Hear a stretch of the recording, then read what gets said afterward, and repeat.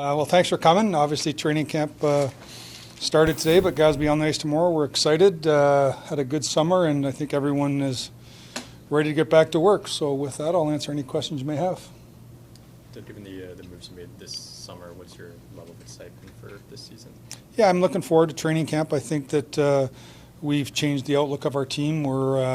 We have a lot of NHL caliber players that have experience at a young age in our group right now, and they're going to push to take ice time and to play higher up the lineup. And I think we're at a good spot right now where we expect to compete. Competition-wise, is this one of the best in terms of young players competing for spots you've had since you've been here? Probably since 2010, 11, 12, in that area where we had a lot of young players and some really good veterans. There seems to be a lot like that of the 10, 11, 12 team where we had young guys coming in and pushing. And once they can grab the rope and support the veteran players that have been here a while, I think we have a chance to be a highly competitive team. But it is as deep as we've been in a while. We could be talking about a lot of different elements, but is there anything specifically that you feel like you've added with the additions this summer that you feel like was missing that now maybe you have? I would just say experience. We have playable experience, and I also think youthful playing experience. But it's I think we've increased our speed quotient throughout our lineup. We have a different look, obviously, up front. The only place that looks fairly similar is the goaltenders. Other than that, there's a different look in a lot of different areas, and I think that's good. A team that's trying to regain some stature in the league, and I think that's we're in a good spot to do that. Every year there's usually something. So is there any injuries that popped up recently that will affect training camp? Nothing that obviously the Krug situation. He had surgery yesterday and is headed back to St. Louis today. That went well. Sundqvist is still recovering from off-season or end of last season surgery. I don't expect him to participate in training camp in any games, but should be ready to start the season. And other than that, little bumps and bruises, I think.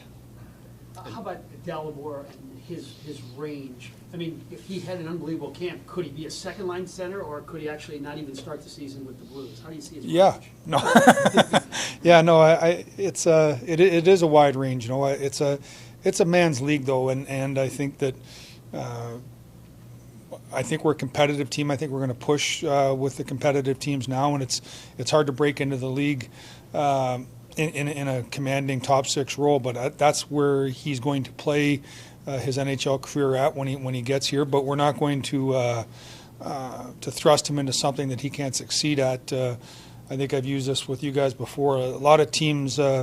As many teams fail young players as young players fail teams, and we're not going to fail him. We're going to do what's right for him and all of our young players, putting them in position to have success over the long term, not just a short-term blip that they can't sustain and maintain.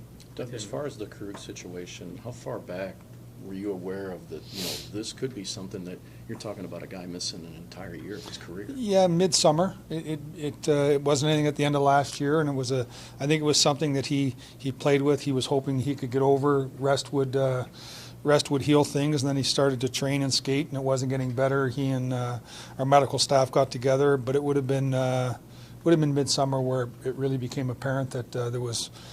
Potentially surgery was on the horizon, and to do that, it would miss the year. When you talk about the severity of the injury, I mean, can you look back now and feel like maybe that it's affected his tenure here?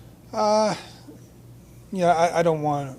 I'm not sure. You'd have to ask him that. I think that when you get to that part of your career in really any professional sport, you're playing with lots of bumps and bruises, lots of things that have accumulated over the years. He's a truly highly competitive player.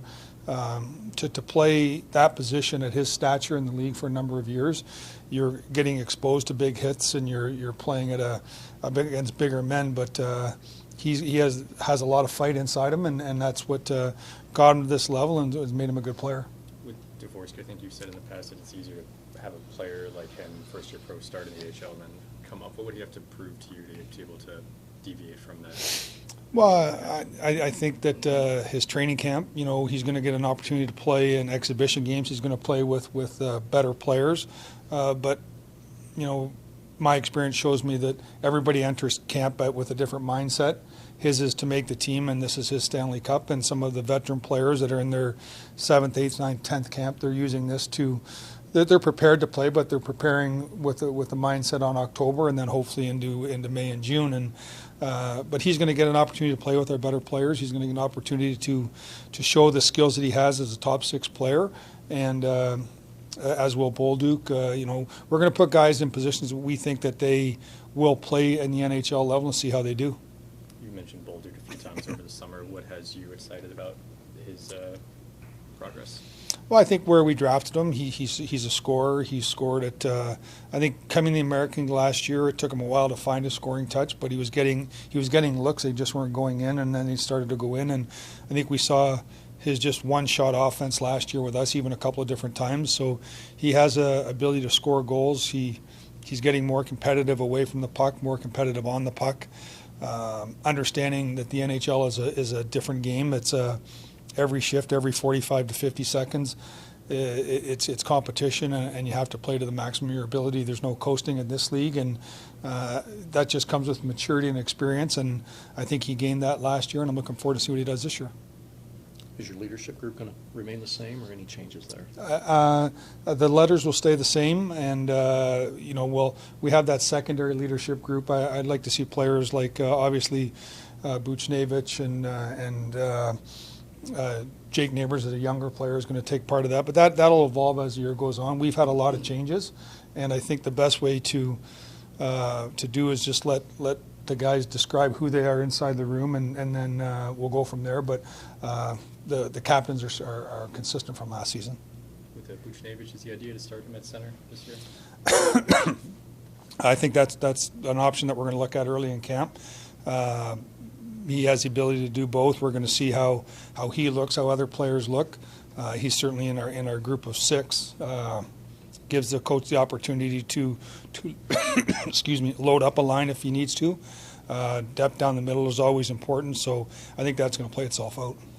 With what you've invested and what you gave up financially and whatnot for Broberg and Holloway both, do they hit the ground running, and whatever ceiling they can grab right away, that opportunity is going to be there for them? Yeah, I talked to both those players about expectations and controlling the controllables.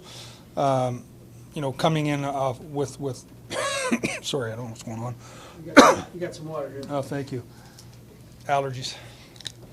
To us. Sorry. Those guys coming in, they came here via offer sheet, and that by itself has a lot of permutations around it and people talking about it. But what I said to them, and mostly Broberg in this conversation, was that we're in this for the marathon, not the sprint. And I think he's got less than 100 games, 80 games, and so I want him to have a good 10-year career here in St. Louis.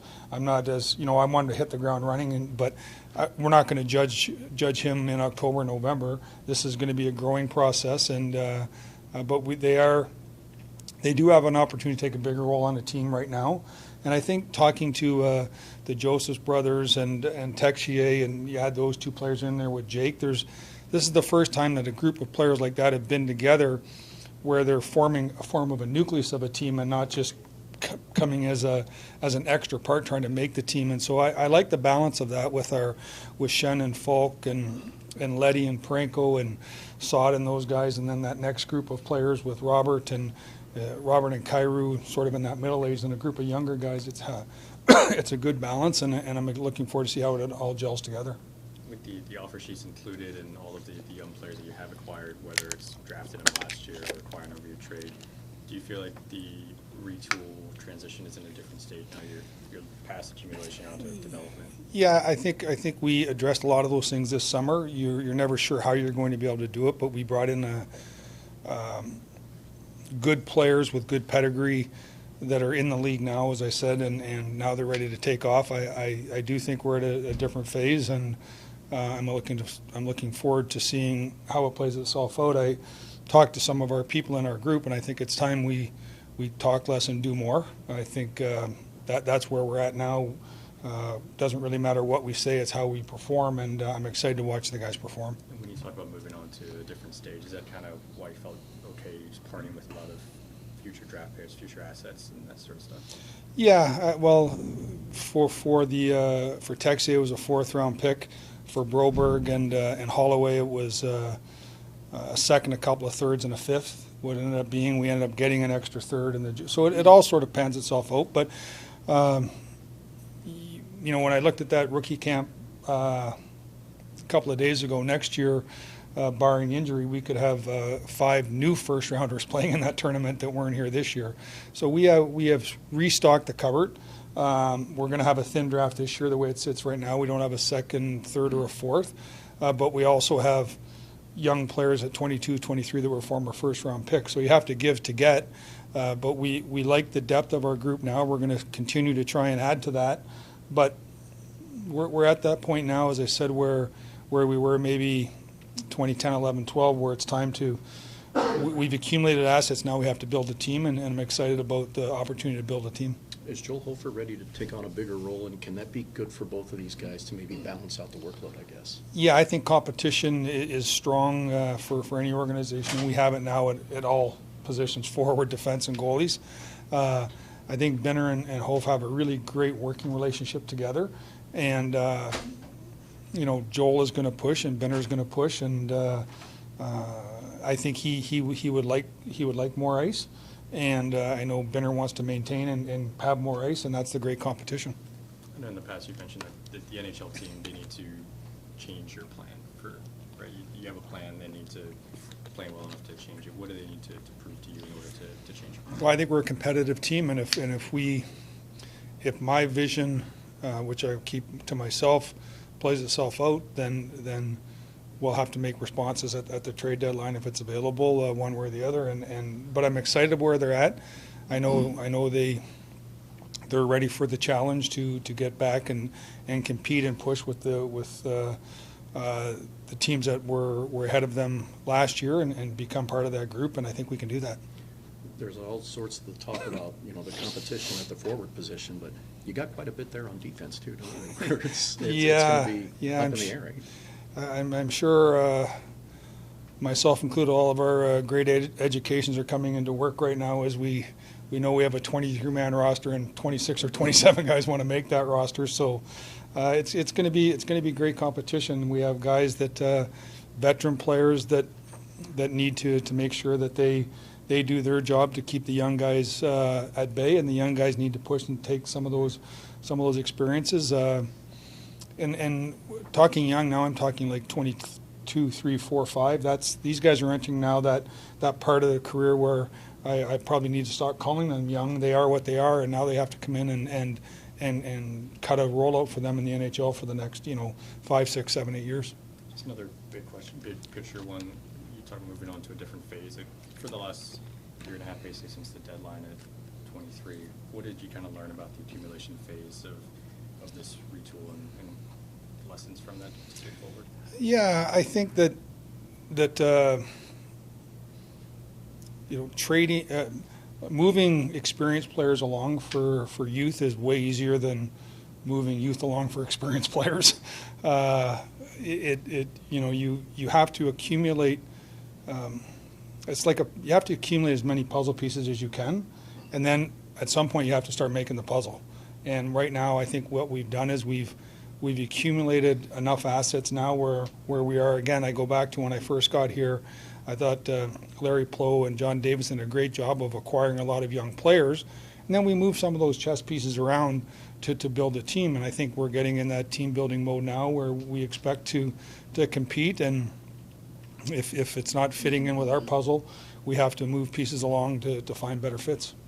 On Nikita Alexandrov, kind of unusual to have an unsigned RFA in camp. Can you just expand on his situation? Yeah, well, right now we're at 50 contracts too, and so Nicky's going to come to camp. We're working on getting something that he's comfortable with under contract when our junior players go back. Those things open up, but he wants to be in camp. He wants to push for a roster spot, and he and I and his agent are working behind the scenes to make sure that gets done. But he'll just come in on a PTO now, and we'll take care of that as the camp progresses. You can have 3 or 4 more spots open up as your junior guys go down. Yes, yeah.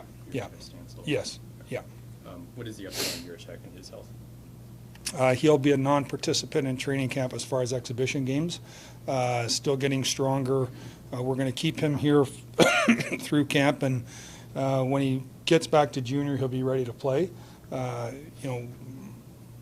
My understanding and my experience with junior teams is when they get these guys back, he's not going to get back, and they're not going to ease him into games. So they'll play 3 and 3 nights, and he'll probably play 28 minutes a night. So we want to make sure he's ready for that.